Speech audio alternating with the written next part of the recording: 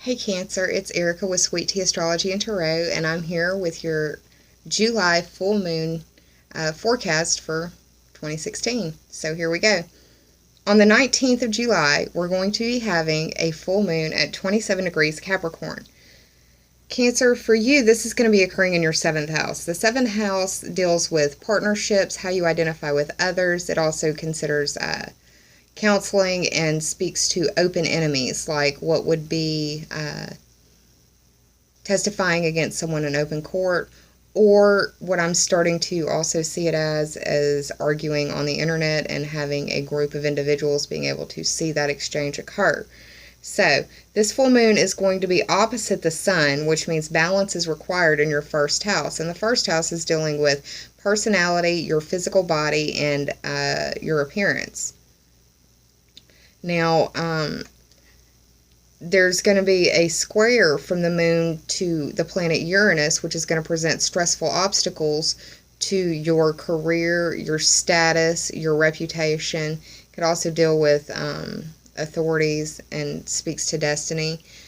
I like to look at the 10th house as how the world knows you and how you approach the world. Uranus will be going retrograde on the 29th of July, so you will be going inwards and reflecting about what has transpired up until this point.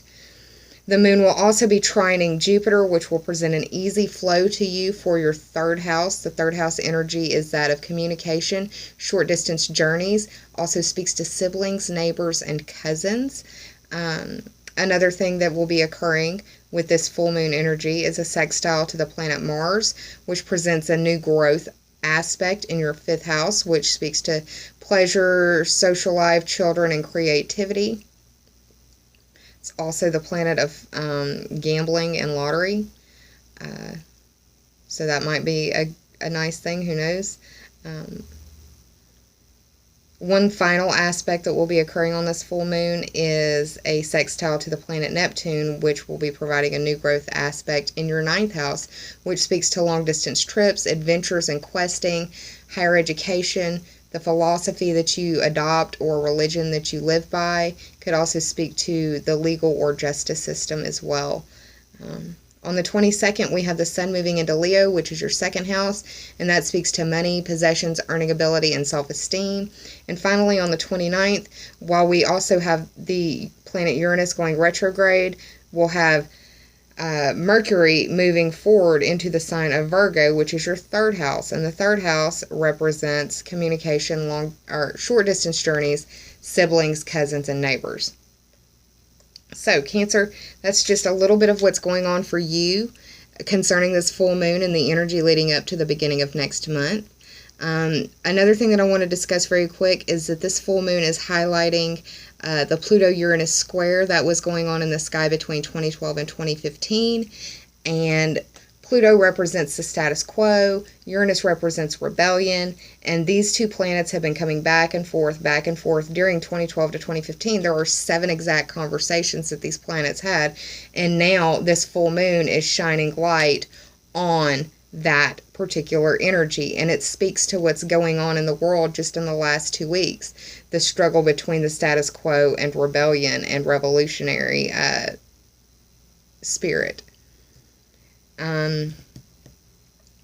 This full moon is known as 2 different names. The first is the full buck moon, and that's because this time of year is when deer start growing their antlers. And the second name that it's known by is the full thunder moon, because July is known for its prevalency of having thunderstorms in the United States. So, Cancer, that's what's going on for you astrologically, for you personally, and a little bit about what's going on a bigger scale. Give you a little bit of lagniappe about the full moon. Very quickly, I want to take this time to say thank you so much for watching, for liking, for sharing and subscribing this channel and these videos. Thank you so much for your interactions, your comments, your emails. They all are very beneficial for me in one way or another. Even the critiques, I try my best to learn from in some way. Ultimately, I know I can't please everyone, but let me know what you think, and I do my best to please. So, yeah. I hope that you're enjoying this channel as much as I am. Thank you so much again for being here. This channel has grown beyond my wildest expectations at a growth rate that I could not have even dreamed of. And it wouldn't be possible without you being here. So, Cancer, thank you so much. And with that, I'm going to transition to the tarot portion. I'll be right back. Y'all hang tight. Hey, Cancer, I'm back with your tarot portion of this video. I've been meditating over these cards and shuffling, asking Spirit for the general messages for my Cancerian friends for this July full moon. I'm going to give you a few shuffles on camera, and then we'll cut and see what Spirit has to say. The reason your video is being released last is because you had the lowest number of views in the last series of videos that I released. If you would like to get your video released sooner, please try to get those likes up, those views up, because that helps. I have my own little way of doing the formulation, but I promise it's fair and it's equitable. I'll also do my shuffle for these right now before I cut. The last video I did, I forgot all about doing this until the very end. So, have this at the forefront of my mind as well. Go ahead and cut.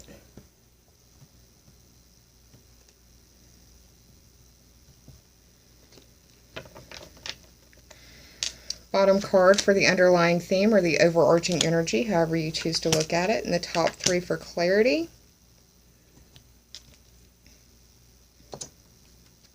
Going to give this Healing and Meditation deck a quick shuffle for the Cancers, the Moon Children as well, the Crabs. Whoa, okay. That was it. You had one fall, so that one's y'all's. I'm a poet and didn't know it. Flip these cards. Make note of the reading time. We'll start you at 7:15. Cool. Okie doke. The bottom card for you was the 9 of Wands.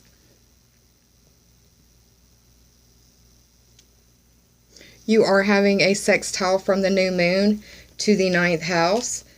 The 9th house represents long-distance trips, adventure, the higher education sector. It's also philosophy and religion. It could also speak to law or the justice system. So, Wands energy is fire energy. Fire signs are Aries, Leo, and Sagittarius. This is an emotional situation dealing with emotional messages that make you emotional and feel guarded and worried. It's not necessarily something that you need to be concerned about per se, but Cancer, you're very, very concerned about security, and I think that this could very much be argumentation online about what has been going on in the last little bit, because Cancer is very, very much about feeling secure, and we have definitely been having a lot of heated debate in the ether about social consciousness and security, and where is that line? I'm not going to turn this into a debate. I'm just saying that this could very much be representative of that energy. I say that because we have the Temperance card in reverse. This is the 14th Major Arcana card. This definitely speaks to a need for balance and moderation and finding the moderate road. And Cancer, I love you, but you can be very, very, very, very stubborn. You can be very moody.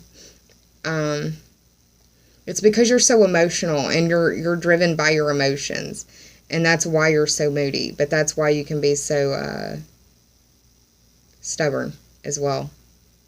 You need to try to embrace the middle path. Let me hold this upright. I mean, it fell in the reverse, but I'll hold it upright so you can see what it looks like. Temperance represents Sagittarius, which speaks to questing, which also reinforces the whole 9th house energy of questing and adventure, higher education, that sort of thing.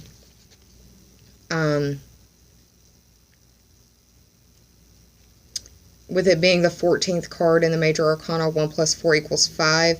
That speaks to the sextile from the full moon to Mars in your 5th house, which is talking about new growth. You could be in or out of balance when it comes to speaking about a project that you're working on, creative, like a creative project, or speaking to your children about religion or philosophy. You may be indoctrinating them with your dogma, but it may not match their beliefs. And that could also be leaving you feeling very guarded in some way. Because look at how he's holding that stick. It's with both hands and it's crossing over his body as if it were a shield to protect him almost. It's not much of a shield, but it's something. Very much a need for moderation and not being so dogmatic, because the Temperance card represents Sagittarius. Sagittarius can be a very dogmatic sign. They believe what they believe, and they believe it because they believe it, and you should believe it too.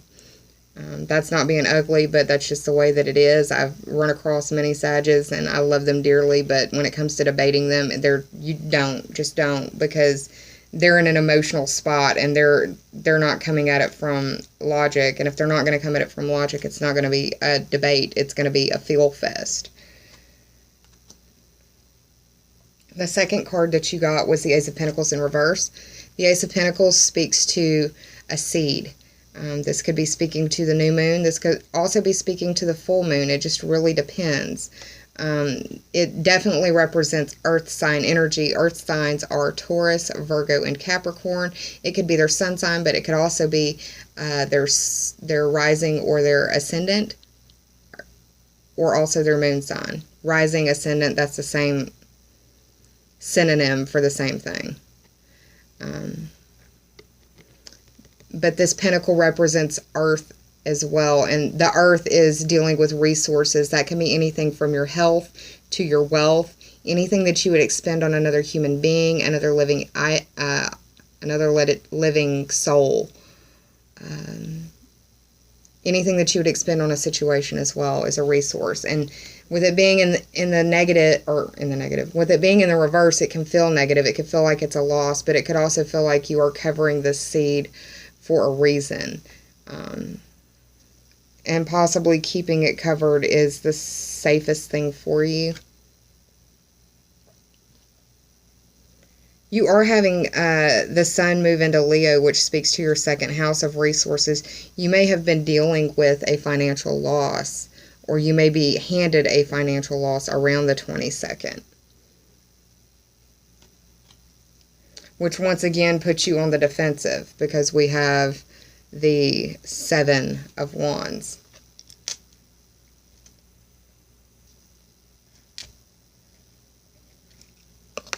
Sorry, I'm writing the numbers down for when it comes time to have to add them up. It just makes it easier doing Roman numerals and upside down and stuff. Just write them down. So the Seven of Wands, the 7 speaks to the 7th house, which is partnerships, identification with others, counseling, and open enemies. You're definitely having 7th house energy on this full moon, which is the Capricorn moon happening in your 7th house. This could be where you are going through and honestly measuring the worth of your friends, and the ones that don't measure up, or friends, partnerships. You're measuring the worth of your partnerships, and if they don't measure up, then you're willing to cut them away. You're also very defensive in your speech because of the blue background. Once again, these are fiery messages. It could be spoken face to face. This could be because it's not any sort of night energy or page energy. There's no way of telling really if it's face to face or if it's text messages or even online communication. But it leaves you feeling wounded, and it leaves you feeling defensive. And it leaves you feeling like you do have to measure the worth of your friends. Do you see how all of these wands are not in a row? They're not straight. They're not level. They're at different heights. And you are judging the growth of your friends. And if they haven't kept up with you, then it looks like they may be on the chopping block. Especially because of this full moon energy.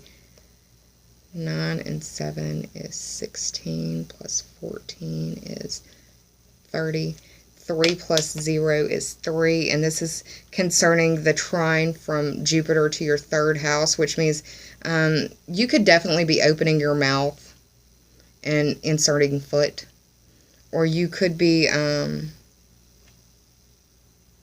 wanting to go on vacation and end up spending more than you should.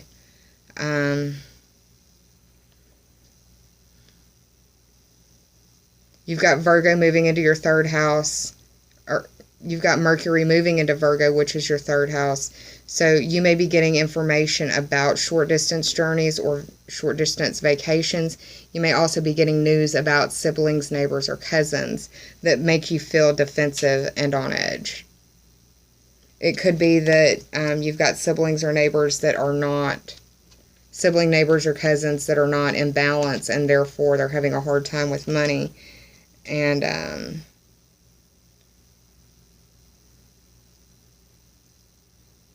that could cause an argument, or you could feel like everybody's coming at you asking you for money, leaving you wondering who's really got your back, is another way to look at it. But yes, you've got a lot of third house energy, and third house, once again to reiterate, is communication. That can be how you speak, how you think, or how you move. A lot of communication. Dealing with either short distance journeys, siblings, cousins, or neighbors. But there will be communication involved, and it may be dealing with the loss of some money or some resources in some way as well. The card that fell for you was silence, which I think is pretty telling, seeing as though you're having a lot of third house energy. Maybe this is Spirit's way of saying, why don't you just shut your mouth? Because when I see this, for me, whenever I do a private reading for myself, this is shut your big fat mouth card, Erica. Shut your flapping trap, Erica. Because I can go on and on and on. I can't help it. I just do. My former mother-in-law used to say, Erica, if you could just learn how to shut up, you'd do fine, baby. I'm still trying, Rose. I'm still trying. It's funny that she's a Cancer. She's been passed for a few years. Wow. Whoo, chills, chills, chills, chills. In a 83-degree room. Yeah, chills. Silence reads, amid the clamor of the modern world, silence offers a great therapeutic value. Finding and appreciating silence will help you to banish painful thoughts or emotions. Try the following meditation, Cancer. I will cultivate silence for its peace and its grandeur. I am connecting with the silence. I will let the silence block out my bad thoughts. Silence will help me to let go of painful thoughts and emotions. Embrace the silence, Cancer. You don't always have to speak your truth. If you do, speak it in love, please. Because you do have some strong third house energy. You may have to speak your truth, but if you do, speak it in love. Understand that this will be affecting children. Could also be dealing with partnerships. Could be dealing with work. Could be dealing with higher education, your philosophy. It's a lot of different areas of life. I hope that this empowered you in some way. I hope that it's helped you be enlightened in your free will choices. I hope that this helps lift you to a higher vibration as well. Cancer, thank you so much for being here again. I will be here with your new moon forecast in just a couple of weeks, but for now I'm wishing you many full moon blessings. Remember to embrace the silence in moderation. It's a good thing sometimes. You don't always have to prove your point to be right.